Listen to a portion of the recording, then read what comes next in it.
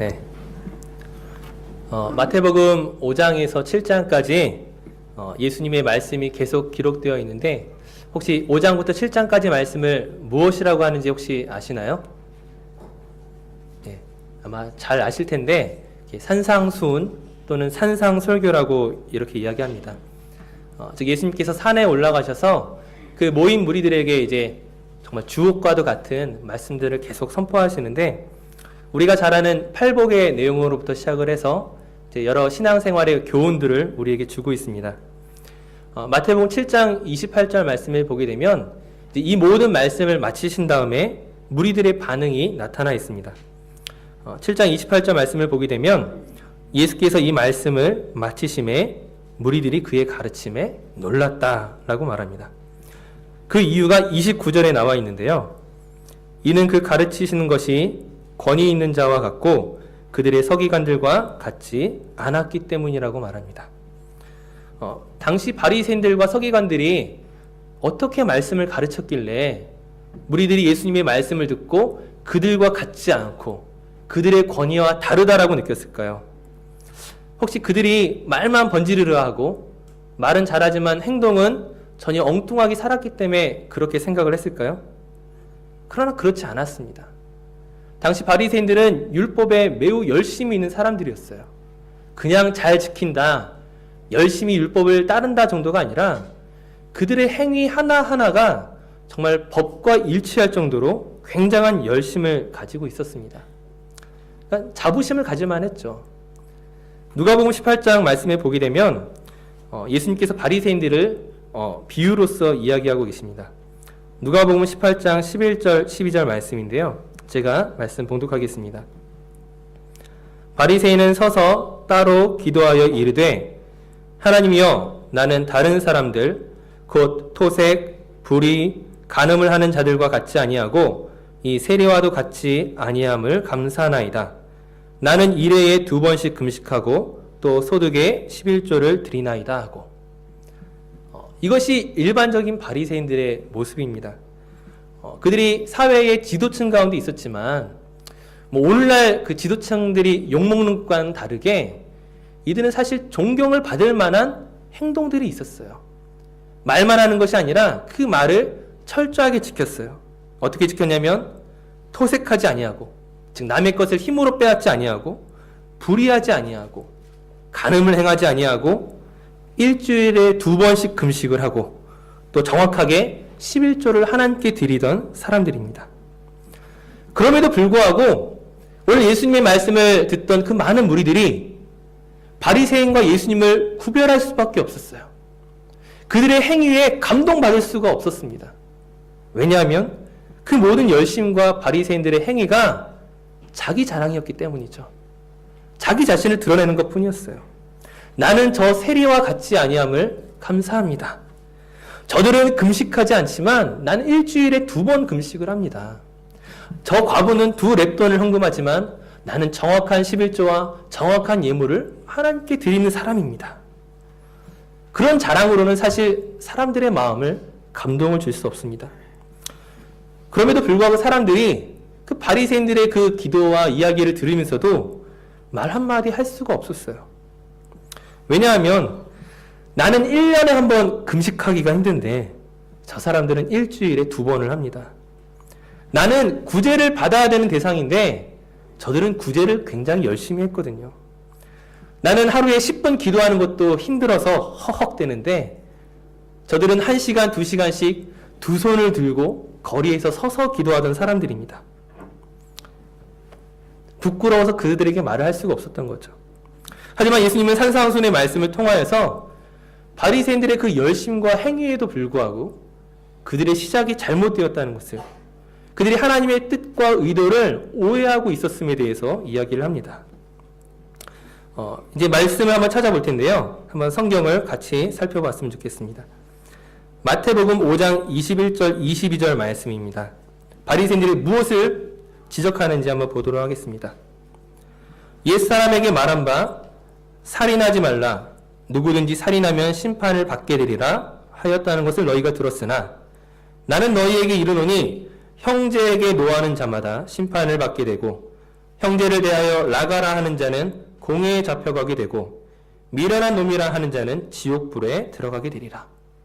옛사람에게 너희가 들었던 것, 특별히 10계명 가운데 6계명이 살인하지 말라라는 하나님의 말씀이죠. 너희가 이것을 듣고 열심히 지켰지만 그러나 살인하지 않은 너희들의 행위가 문제가 아니라 너희들의 근본 마음의 문제라는 것을 이야기하죠. 너희 안에 이미 분노의 마음들이 있던 것이 이미 그것이 살인과 마찬가지라는 거예요. 마음으로 살인한 것이 너희가 육체적으로 살인한 것과 다를 바 없다라고 이야기합니다. 두 번째로 마태복음 5장 27절 28절 말씀입니다. 또 간음하지 말라 하였다는 것을 너희가 들었으나 나는 너희에게 이르노니 음욕을 품고 여자를 보는 자마다 마음에 이미 간음하였느니라. 앞서 이야기한 것과 마찬가지죠. 너희들이 마음으로 간음한 것이, 마음으로 음욕을 품은 것이 너희는 이미 간음한 것이다라고 이야기합니다. 자신은 깨끗한 척, 고상한 척, 나에겐 아무런 흠이 없는 척, 나는 율법을 잘 지키는 척하고 있던 그들에게 하나님이 보시는 것은 무엇이냐? 그들의 마음의 중심이라는 거죠. 우리가 잘 아는 사무엘상에 하나님께서 다윗을 선택하실 때 무엇을 보십니까? 나는 사람의 외모를 보지 않노라. 내가 보는 것은 그 사람의 중심이라고 이야기합니다. 마음의 문제가 중요하다는 거예요. 잠언 23장 7절 말씀에 마음에 대해서 이렇게 말합니다. 대저 그 마음의 생각이 어떠하면 그 위인도 그러한즉 그가 내게 먹고 마시라 할지라도 그의 마음은 너와 함께하지 아니함이라. 마음의 생각이 그러하면 그 사람도 그렇다. 이것이 하나님이 보시는 기준이라는 거예요. 잠언 4장 23절도 마찬가지로 이야기합니다. 모든 지킬 만한 것 중에 더욱 내 마음을 지키라. 생명의 근원이 이에서 남이니라. 우리의 생명은 우리 마음으로부터 시작된다는 거죠. 데로우 밀러 목사님이란 분이 생각은 결과를 낳는다라는 유명한 책을 저술했습니다. 사람의 말은 그 사람의 행동으로 반드시 이어지고 그 행동이 반복되면 그것이 습관이 되고 습관은 그 사람의 운명을 결정짓는다라고 이야기합니다. 즉 지금 내가 마음으로만 머물러 있다 할지라도 그 마음은 그 결과와 떨어뜨려 놓아 생각할 수 없다는 거죠. 사람의 생각하는 바가 바로 그 사람의 존재임을 이야기하고 있습니다. 이처럼 바리새인들은 자기의 행위를 자랑하였지만 예수님은 그들의 속마음으로부터 시작된 그리고 그것이 장차 가지고 오게 될 그 파괴적인 결과에 대해서 지적하고 계신 것이죠. 이 마음의 문제뿐만이 아니라 예수님은 산상순의 말씀들을 통하여서 그들이 율법을 자기 스스로 해석하고 즉 하나님의 마음과 상관없이 자기들이 기준이 되어서 율법을 판단했던 것들에 대해서 계속적으로 지적하십니다. 세 번째로 볼게 마태복음 5장 33절 34절 말씀입니다. 또 옛사람에게 말한 바 헛맹세를 하지 말고 내 맹세한 것을 주께 지키라 하였다는 것을 너희가 들었으나 나는 너희에게 이르노니 도무지 맹세하지 말지니 하늘로도 하지 말라. 이는 하나님의 보좌이며. 맹세를 하지 말라고 이야기합니다. 사실 구약에서는 맹세에 대한 이야기들이 계속 있거든요. 하나님을 믿었던 신실한 사람들이 하나님 앞에서 맹세하고 자기를 구별하여 드렸던 그런 결과들이 있었습니다. 그런데 이제 와서 예수님은 너희 맹세하지 말라고 이야기를 해요. 예수님이 율법을 부정하는 것입니까? 이 마태복음 5장에 보게 되면 예수님께서 나는 지금 율법을 폐하거나 율법을 부정하기에 왔다고 말하지 않습니다. 나는 이 율법을 완성시키려고 왔는데 이 율법에 처음부터 담겨 있었던 그 하나님의 뜻, 율법을 주실 때 하나님의 그 마음과 그 계획이 무엇인가를 알려주기 위해 이 말씀을 하신다라는 거예요. 구약에서 맹세를 요구할 때는 왜 맹세를 요구합니까? 나보다 더 크고 나보다 더 놀라우신 그 하나님 앞에서 내가 지금 행동하고 있는 것들을 고백하고 하나님 앞에서 진실하라. 하나님 앞에서 바르게 행하라. 약속한 것을 지키라는 맹세의 의미들이 있다라는 거예요. 하지만 바리새인들은 이스라엘 백성들은 맹세를 자기 입맛대로 해석하기 시작했습니다. 마태복음 23장 16절에서 22절 말씀에 보게 되면 맹세에 대해 지적하시는 예수님의 내용들이 또 한 가지 있습니다. 무엇이라고 말씀하시냐면 이들이 어떻게 맹세를 지켜왔느냐? 하늘로 맹세하는 것은 안 지켜도 되고 하나님의 보좌로 맹세하는 것은 반드시 지켜야 되고 성전으로 맹세하는 것은 안 지켜도 되고 그 성전 안에 있는 금으로 맹세하면 지켜야 되고 제단으로 맹세하면 그건 안 지켜도 되는 맹세고 그 제단 안에 있는 제물로 맹세하면 지켜도 된다. 이렇게 생각을 했다라는 거예요. 맹세라는 것이 무엇입니까? 안 지켜도 되는 맹세, 지켜야 되는 맹세가 있습니까? 아니죠. 맹세는 지키기 위해 있습니다. 하나님 앞에서 올바르고 정직하게 행하기 위해 맹세가 있는데 바리새인들은 이것을 나누어 놓은 거예요. 사실 여기에는 역사적인 그런 과정들이 있었습니다. 이스라엘이란 이 작은 나라가 외부로부터 공격을 받게 될 때에 전쟁에서 지게 되면 이제 조약을 맺게 되잖아요. 근데 조약을 맺을 때 다른 주변의 나라들이 이스라엘이 하나님을 믿는 것을 알거든요. 그러니까 요구를 하는 거예요.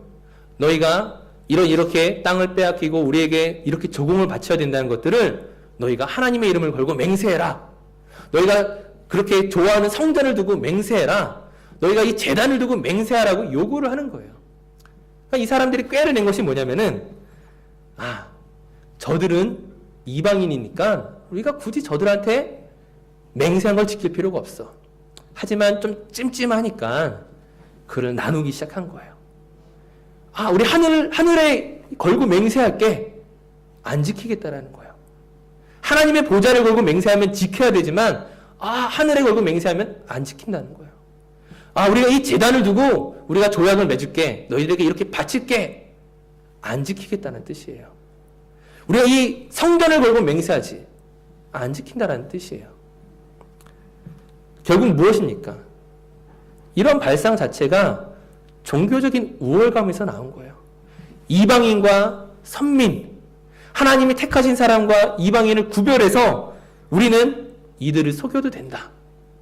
하나님이 허락하신 게 아니에요. 하나님이 나누어 놓으신 게 아니라 자기들 스스로가 이렇게 나누어 놓았습니다. 그들에게 예수님이 무엇이라고 말씀하십니까? 너희가 마치 하나님의 보좌와 하늘을 나누어서 맹세하는 이 일들이 하나님이 기뻐하지 않으신다라는 거예요. 저 하늘도 하나님의 보좌입니다. 저 성전의 재물이나 금이나 재물이나 이 모든 게 하나님의 것이라고 이야기합니다. 이외에도 예수님의 산상순의 말씀을 통하여서 그 바리새인들이 자기 멋대로 해석했던 것들을 계속적으로 바꿔놓으세요. 마태복음 5장 38절, 39절 말씀 한번 보도록 하겠습니다. 또 눈은 눈으로, 이는 이로 갚으라 하였다는 것을 너희가 들었으나 나는 너희에게 이르노니 악한 자를 대적하지 말라. 누구든지 내 오른편 뺨을 치거든 왼편도 돌려대며. 자신들은 이만하면 됐지라고 생각을 했는데 이 정도로 내가 당한 것을 갚아줬으면 내가 그래도 열심히 한 거야 라고 믿었지만 예수님은 그게 아니라고 얘기하는 거예요. 이만하면 됐어 이게 아니라 이만하면 내가 흠이 없는 사람이야 이것이 아니라 이 정도 했으면 난 괜찮은 사람이라고 말하는 것이 아니라 너희 오른편 뺨을 맞았으면 왼편을 대라고 이야기하십니다. 이어서 마태복음 5장 43절 44절에 또 뭐라고 말씀하십니까? 또 내 이웃을 사랑하고 내 원수를 미워하라 하였다는 것을 너희가 들었으나 나는 너희에게 이르노니 너희 원수를 사랑하며 너희를 박해하는 자를 위하여 기도하라. 내 이웃을 위해서 열심히 사랑하고 구제했어요. 난 이것으로 내 할 도리를 다 했다라고 생각했지만 예수님 그것이 아니라고 말합니다. 하나님의 의도는 그것이 아니라고 말해요.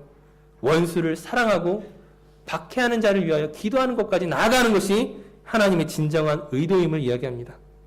구제에 대해서도 말씀하시죠. 마태복음 6장 2절 3절 말씀입니다. 그러므로 구제할 때에 외식하는 자가 사람에게서 영광을 받으려고 회당과 거리에서 하는 것 같이 너희 앞에 나팔을 불지 말라. 진실로 너희에게 이르노니 그들은 자기 상을 이미 받았느니라. 너는 구제할 때에 오른손이 하는 것을 왼손이 모르게 하여.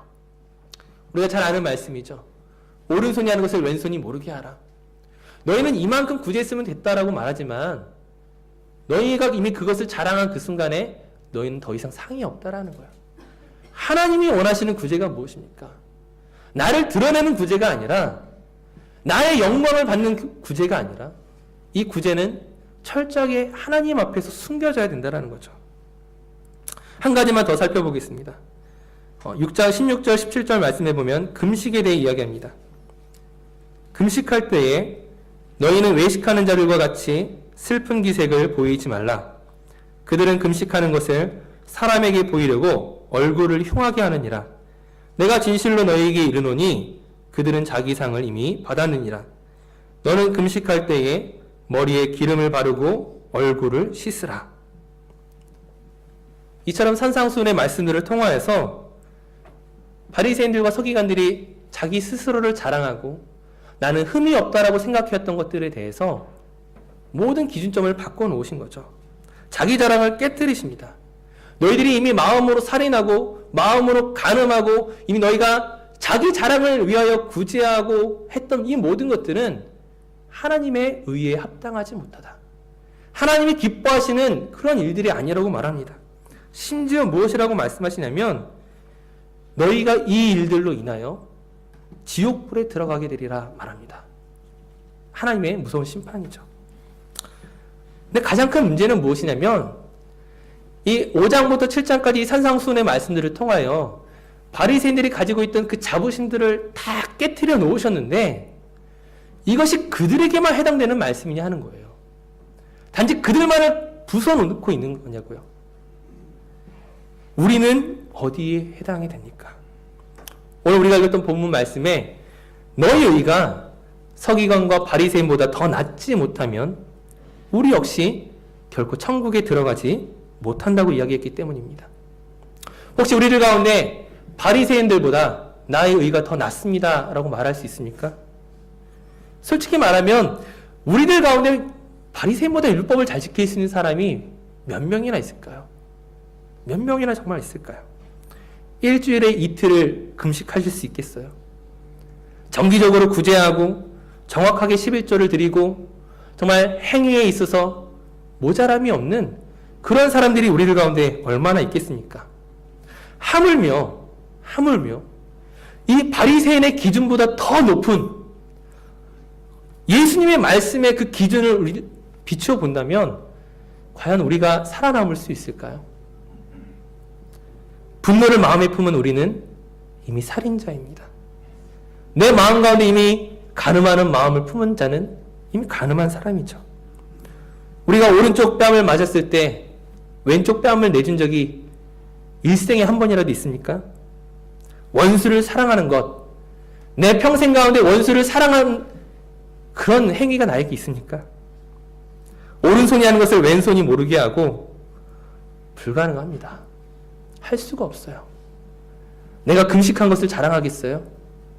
자랑해도 안 되거니와 40일 금식 누가 몇 번이나 해봤겠습니까? 제가 예전에 한번 참 재미있는 일들이 있었는데 기도원에서 어떤 한 분에게 명함을 받았어요. 근데 이 명함에 뭐라고 써있냐면은 어느 기도원에서 40일 금식 3번 했다라고 써있더라고요. 자기 자랑의 극치이죠. 네.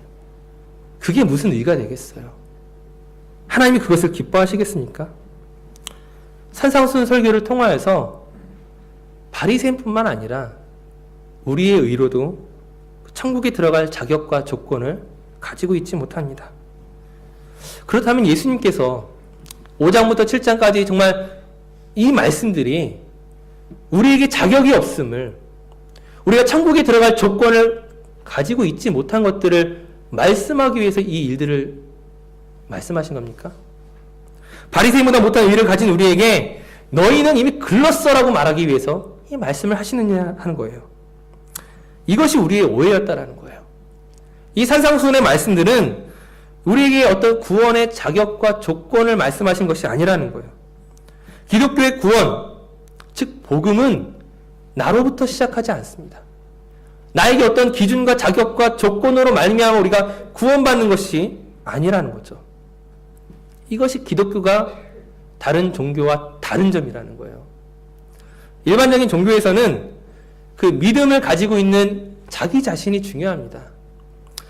내가 믿는 신호로부터 무언가를 얻어내기 위해서 내가 행해야 하는 것들이 있어요. 정말 정성스럽게 기도를 하든지 아니면 선행을 하든지 또는 고행을 하든지 어느 자격과 조건을 딱 이루면 그때 신이 응답하는 거예요.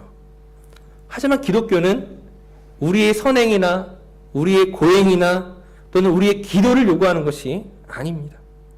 내가 먼저 하나님을 찾아가는 것이 아니라 하나님께서 나를 먼저 찾아오신 것, 하나님으로부터 도망가고 배신하고 떠났던 그 사람들을 향하여 찾아오신 아버지의 사랑이 바로 우리가 믿는 기독교입니다.